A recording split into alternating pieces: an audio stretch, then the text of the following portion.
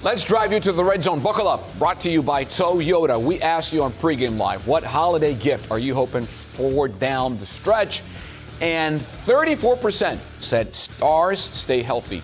29% said clinch the number one. 24% said deep playoff run. And only 13% said they want Fred Warner's return to be their gift.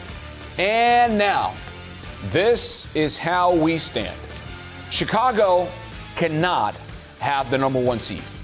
The Eagles cannot have the number one seed.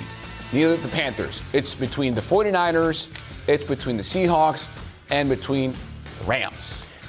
And you know what? I think it's really good news for all the teams that the Rams are not capable of having the number one seed.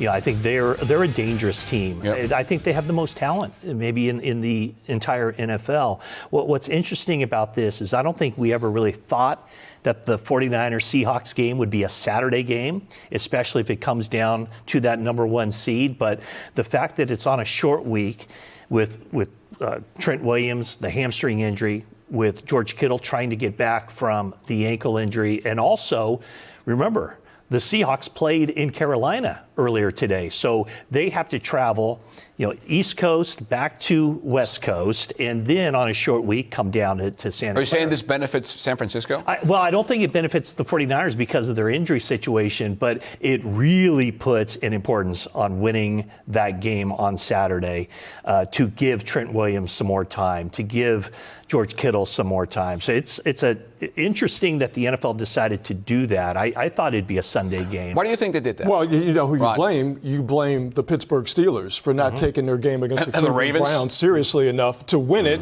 to win that NFC Central, or to win the AFC Central, which makes the game that they will play next Sunday night a winner-take-all between Pittsburgh and Baltimore. So if Pittsburgh would have taken care of business, next Sunday night would have been Niners and Seahawks.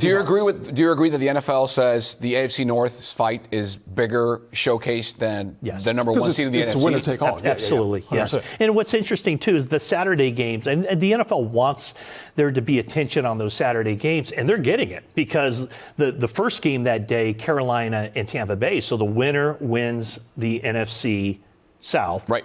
And then the 49ers and the Seahawks, which is a really big game. So I think they probably figure the standalone games will be, the three standalone games of the week are all really important games. Yeah. And so if the Niners lose against the Seahawks, the worst they can do is fifth? Yeah. Okay, and then they would end up playing whatever wins the NFC South. So, yes, of course. I think they could be sixth. Could they end up right? Because the Rams could be fifth, right? Yep. Yeah. So I think, but they can't be seventh. They can't be 2, 3, 4. Right. So the best position would be to be 1. After that would be to be 5, where you would go and play whoever wins the NFC South between Tampa and the Carolina Panthers.